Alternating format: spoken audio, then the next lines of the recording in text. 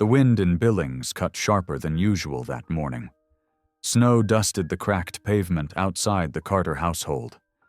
Inside, Emily stood barefoot in the kitchen, the cold tile pressing against her skin. The smell of bacon lingered in the air, but her appetite had vanished long ago.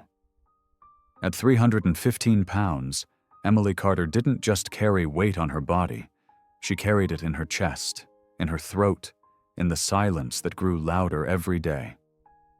Born and raised in Montana, she had once dreamed of simple things: a warm home, love, stability, a little family with values rooted deep like the pines around the Yellowstone River. What she got was Scott. Her husband, once sweet and full of promise, had become something else entirely. Over the past few years, Scott turned into someone cruel with his words and indifferent with his eyes. It started subtle.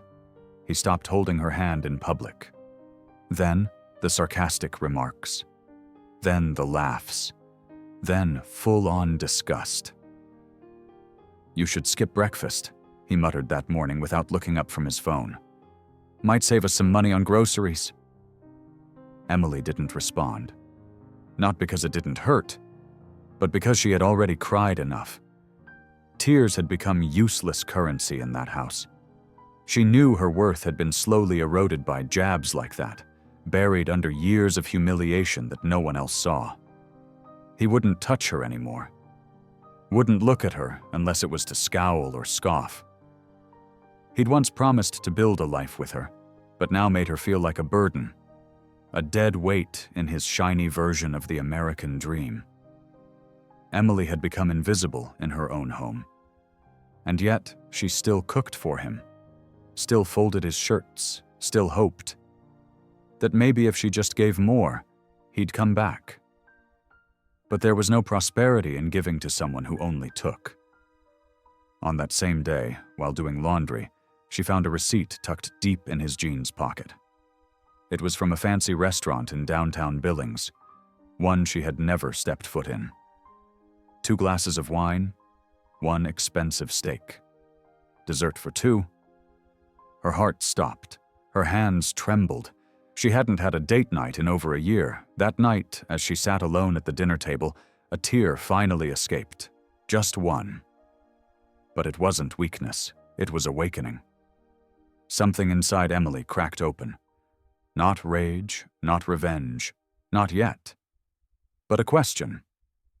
What am I still doing here? In that moment, a tiny ember of self-worth sparked in the dark. She didn't have money. She didn't have a plan. But she still had breath. And maybe that was enough. She would stay quiet for now. Observe. Watch him. Learn his patterns. But deep in her soul, something had changed. This was the beginning of the end. Not of her, of who she used to be. And as Scott laughed in the living room, watching a show with some perfect-bodied actress on TV, Emily sat in the kitchen, staring at her reflection in the darkened microwave door. Not yet beautiful. Not yet free, but still alive. And that was the first sign of hope. The snow in Billings hadn't stopped for 3 days. It was late January, and the cold seemed to creep into Emily's bones like it had a right to be there. The heater in the house groaned under pressure, much like Emily herself. But she moved differently now. Just slightly. Quieter. More aware. Less hopeful, maybe, but more alert. Scott didn't notice. That Saturday, he went out again.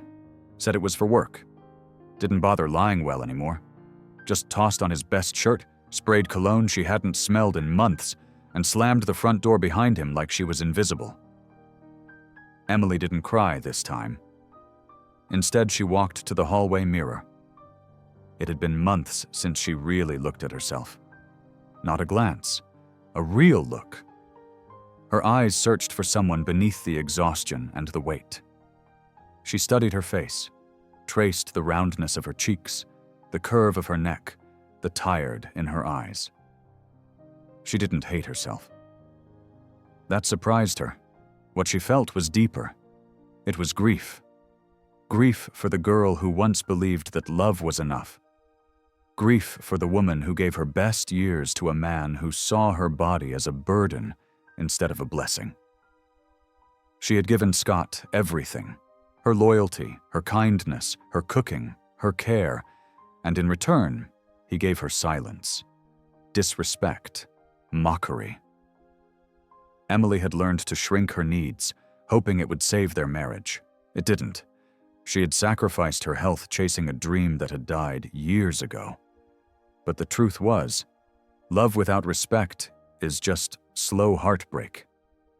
She stepped onto the bathroom scale for the first time in a year. 315 pounds. The number hit her like a slap, but not because of shame, because of honesty. The scale didn't lie. The mirror didn't lie.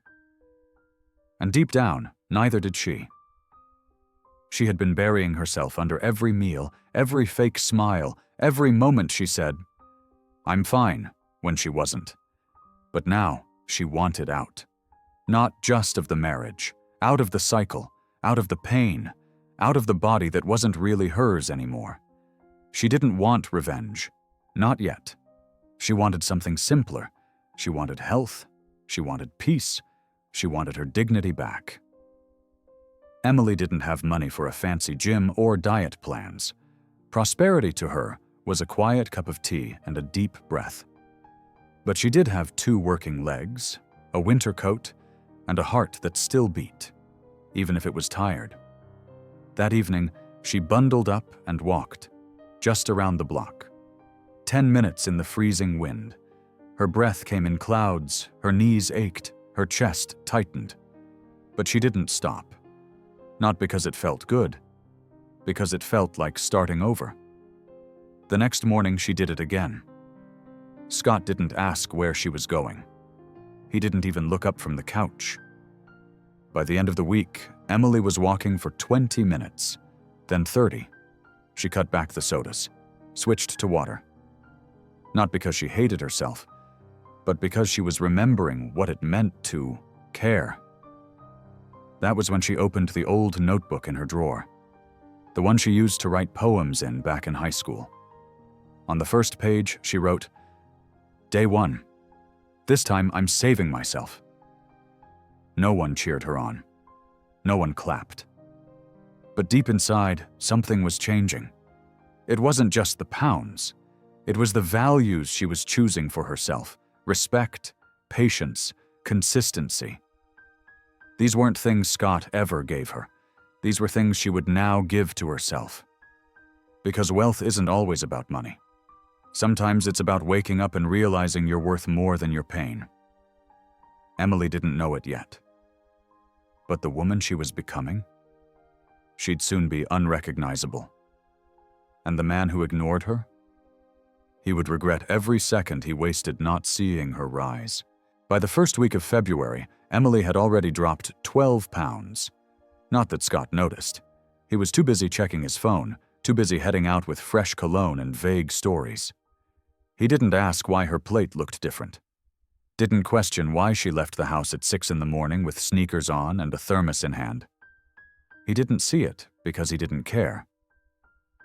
But Emily saw it. Felt it. Each walk got longer, each meal more intentional. She started keeping track of her food, not obsessively, but honestly. She wasn't starving herself. This wasn't punishment. This was healing. This was about health. Real health. She began to crave energy more than sugar, clarity more than comfort. For the first time in years, her skin glowed just a little. Her face looked less tired. Her eyes had purpose. And still no one clapped. But inside, a quiet pride was growing. One morning she stopped by the local library on her way back from walking the trail that looped past the river. She hadn't been in that building since she was a teenager. She ran her fingers over the shelves like they were sacred. Ended up in the wellness section. Picked up a book on nutrition. Then another on emotional abuse.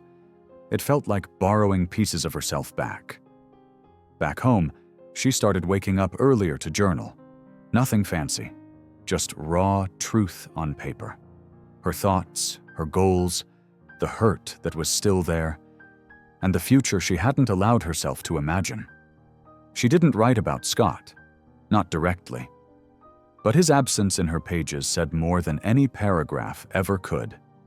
She remembered one entry. "Prosperity doesn't mean money alone. It's being able to wake up and not dread the day ahead. That's real wealth."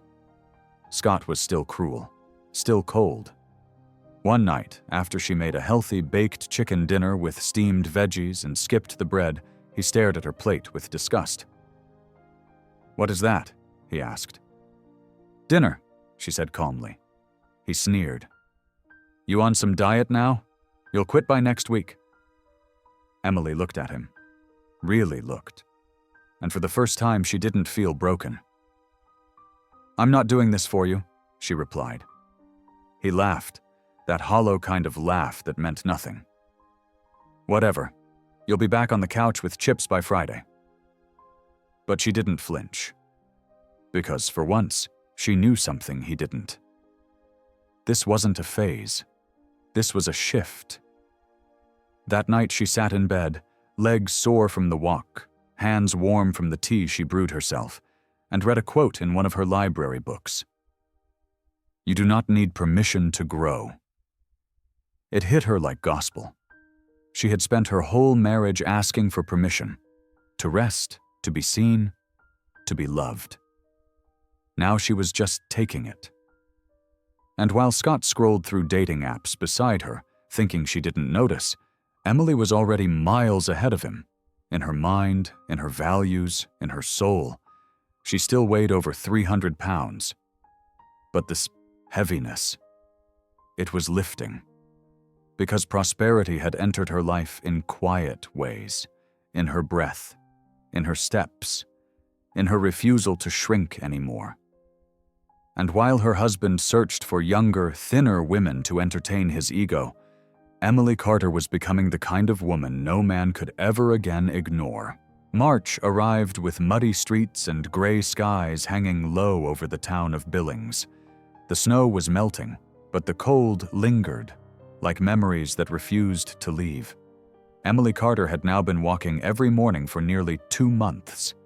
She didn't skip a day, not even when her legs ached or when the wind bit her cheeks raw. By now she had lost 27 pounds. Not that Scott noticed.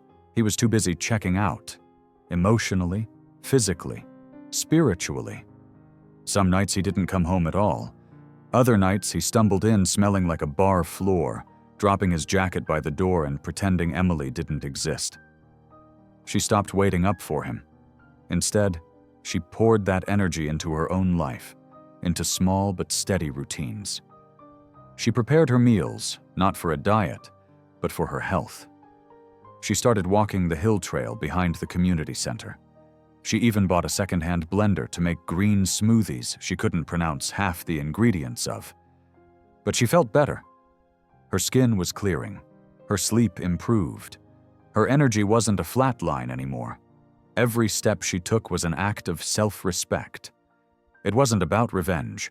It wasn't about being seen. It was about rebuilding her foundation. Brick by brick. Value by value.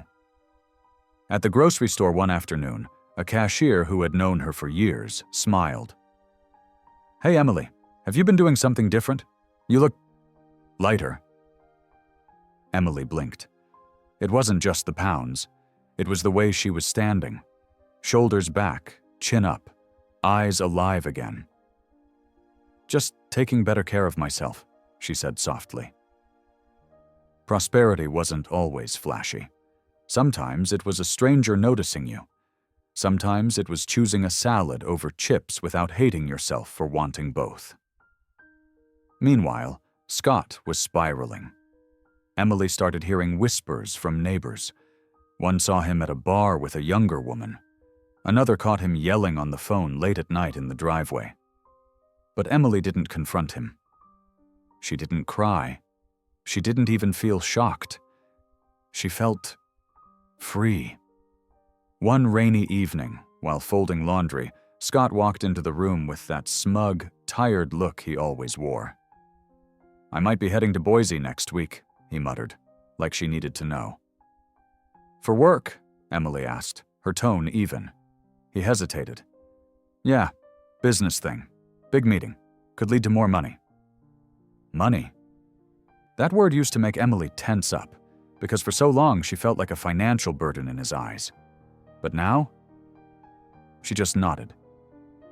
"Okay," she said. "Do what you need to do." That shook him. She could tell. "You're not going to ask questions?" he snapped. "No," she said. "I don't need to know anymore." Silence filled the room. He stared at her like she was someone new, because she was. That night, Emily looked at her old wedding photo tucked in the back of a drawer. She barely recognized the woman smiling next to Scott. So much hope in her eyes. So much trust. That girl didn't know what was coming. But the woman staring at the photo now? She knew exactly who she was becoming. And she didn't need his approval. She needed her peace. Because real wealth is not just in bank accounts. It's in waking up without anxiety. It's in health that money can't buy. It's in the quiet, knowing that your life is finally your own. Scott may have had affairs, may have laughed behind her back. But Emily Carter? She was building a life he would never be invited into again. The morning of April 3rd marked 100 days since Emily Carter first laced up her sneakers and stepped outside into the freezing Montana air. Back then, she could barely walk 5 minutes without losing her breath. Now she walked over 3 miles every morning. Rain, shine, or snow. She had lost nearly 60 pounds. The number itself didn't define her, but what it represented? That was everything. It meant commitment. It meant consistency. It meant she had chosen herself every single day, even when no one else did, even when her husband didn't. Especially then. Scott had grown more distant by the week. His coldness turned into hostility. He'd slam doors, pick fights over nothing, accuse her of acting brand new just because she didn't cater to his moods anymore. One night, when she declined to make him a second dinner after he'd been drinking, he shouted across the room, "You think you're better than me now?" She didn't answer, because she didn't need to. Emily had learned that silence, when rooted in self-worth, is more powerful than any comeback. She poured her energy into herself. She started attending free community yoga at the rec center twice a week. She began learning about nutrition, reading articles, joining online forums, budgeting her grocery money smarter. She bought fresh produce instead of junk food. Not because she had to, but because she valued her health now.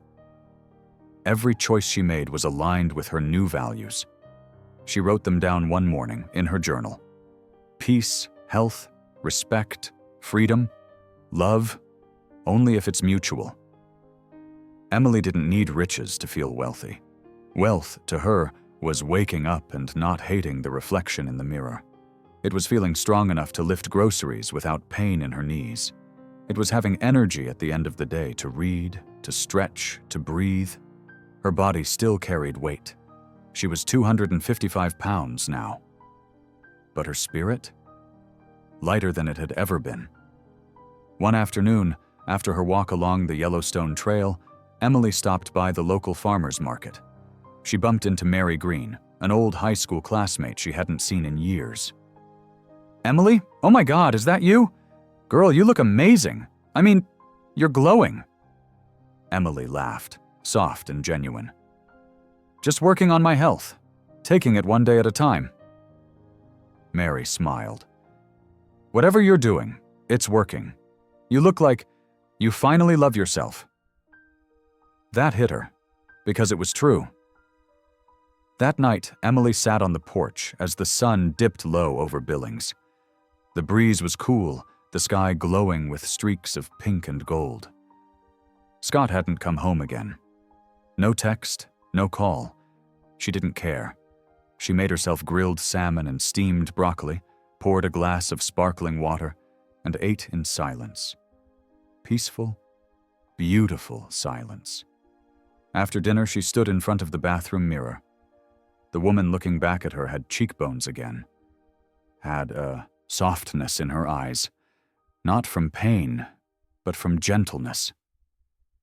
She touched her collarbone, visible now, and smiled. Not because of how she looked, but because of what she knew. She was strong, she was valuable, she was her own. This wasn't about a number on the scale. This was about healing, about values, about prosperity of the soul. And while Scott drowned himself in temporary flings and shallow escapes, Emily Carter was building something lasting, a life that felt like freedom. By early May, Emily Carter had lost 80 pounds. She was 235 now, still plus-sized, still strong, but lighter in ways no scale could measure. Her energy was steady. Her mind was clear. Her skin glowed with real health. People were noticing. Friends, neighbors, even the woman at the bank complimented her last Tuesday. But Scott? He didn't notice her transformation. He noticed her distance.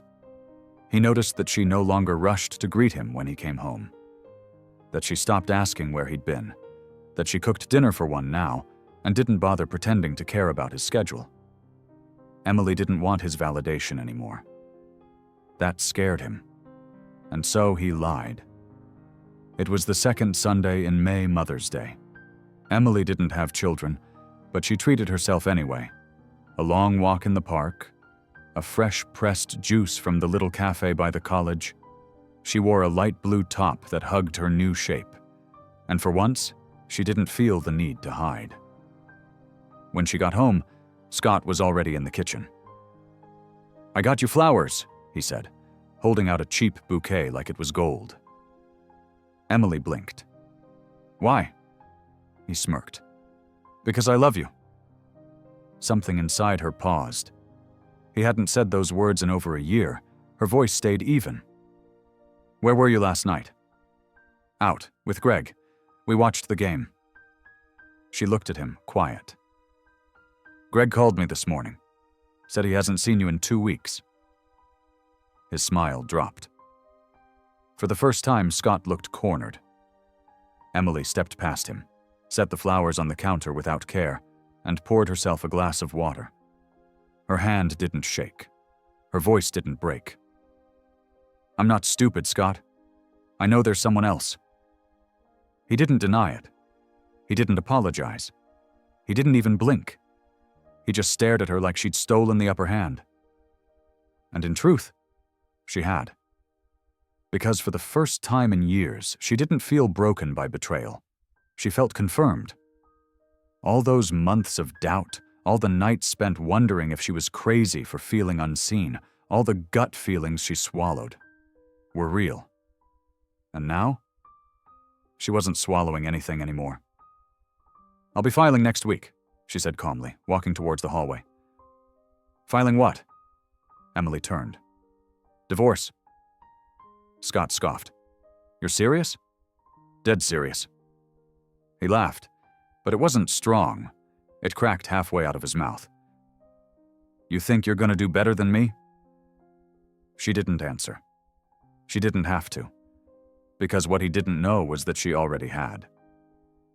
She had prosperity now, not in dollar signs, but in peace, in values she lived by, in health she fought for, in the wealth of finally trusting her own voice. The next day, she scheduled a meeting with a lawyer in downtown Billings. It cost money she didn't really have, but she saw it as an investment in freedom. When she walked out of that office, the sun hit her face like a sign. Warm, solid, real. Emily Carter wasn't afraid anymore. She wasn't begging. She wasn't blaming. She was done. And as she drove home, windows down, wind in her hair, a quiet smile spread across her lips. She had thought leaving Scott would break her, but it was staying that almost did. By mid-June, Emily Carter had dropped 112 pounds. She now weighed 203 pounds, and with every pound she lost, she gained something far more valuable: self-respect, emotional wealth, and a quiet, unshakable power. She still lived in the same modest house on Laurel Street, but nothing about her was the same. The woman who used to walk with her head down at the grocery store now walked tall through every aisle. The one who used to avoid mirrors now greeted her reflection each morning with soft eyes and a proud heart.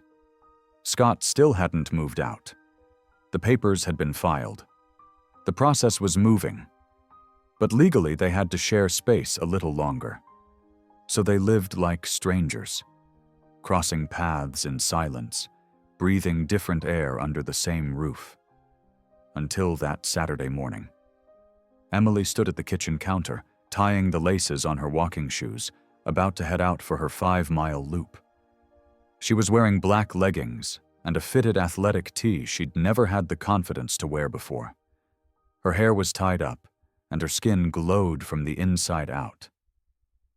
Scott walked in and froze. He didn't say anything at first, just stared. Emily glanced up. "Good morning." He cleared his throat. "You look different." She sipped her lemon water. "I am." Scott scratched the back of his neck. "You've lost a lot of weight." "Over 100 pounds, she said calmly. 112 to be exact. "Damn," he muttered. "You really did it." Emily met his eyes. "I didn't do it for you." He nodded slowly. "Yeah, I know that now." There was a silence between them, heavy but not painful. Scott looked tired, worn, like he was finally seeing what had been growing right in front of him. "You seem happy," he added. "I am," she replied. "Healthier, too. I've been sleeping through the night. No more heartburn, no more back pain. Doctor said I'm out of pre-diabetic range." "That's good." Emily smiled, just a little. "That's wealth to me now. Not money, not approval, just waking up and feeling good in my own body." Scott looked down. "I didn't treat you right." She didn't respond, because she didn't need to. Apologies didn't mean much to her anymore, not when they came from regret instead of change. He looked back at her, softer now. "I don't know what I thought I was doing. I was just angry all the time. At work, at life, at myself. I took it out on you. I'm sorry, Em." She gave a quiet nod. "I know you are. But it's too late." His voice cracked. "Do you still love me?" That question used to haunt her, used to wake her up at night. Now, she breathed deep, looked at him, not with hate, not even sadness. Just peace. "I love the girl who stayed too long. I don't think I ever really loved the man who kept her there." He blinked fast, holding back something. "I never thought you'd leave." "That was your first mistake," she said gently. "Assuming I'd always stay just because I once did." She picked up her keys, grabbed her water bottle, and headed for the door. Behind her, she heard him whisper, almost too low to catch. "You look beautiful." She paused, hand on the doorknob, then looked over her shoulder. "I know." And then she walked out, into the morning light, into the open air, into her new life. Because real prosperity isn't about staying where you're tolerated, it's about walking, strong, steady, and proud, toward where you're meant to thrive. It was July 15th when Emily Carter walked into the county courthouse in downtown Billings. The Montana summer sun was high in the sky, casting long shadows across the pavement. She wore a crisp, pale blouse, tucked into dark jeans that hugged her new shape. Her shoulders were pulled back. Her hair was curled softly at the ends. She looked like a woman stepping fully into her own life. 155 pounds down, almost half the weight she'd carried. Gone. But more than that, she had let go of the shame, of the guilt, of the idea that her worth had ever been measured by the man she married. She walked through the courthouse doors with a calm heart. This wasn't revenge. This wasn't anger. This was a ceremony of release, a declaration that her future would be built on new values, peace, clarity, and real self-love. Scott was already inside the courtroom when she entered. He stood up when he saw her. His eyes widened.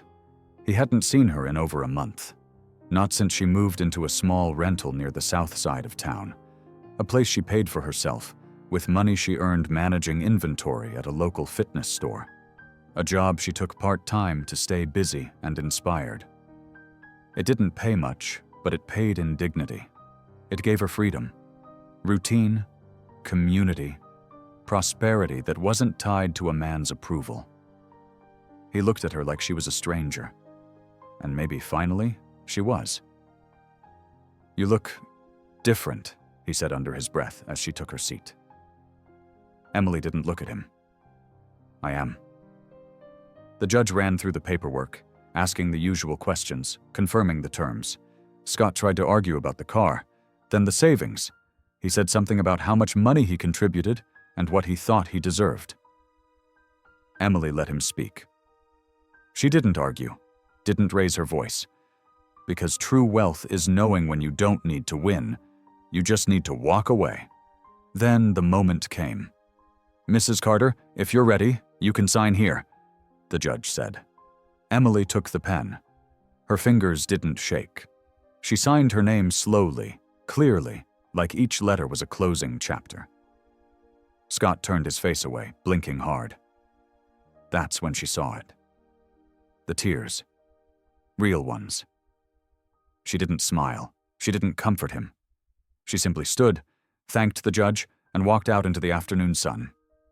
Outside, the world smelled like dry grass and new beginnings. Her phone buzzed. Mary from yoga class inviting her to a weekend hike. She texted back a yes.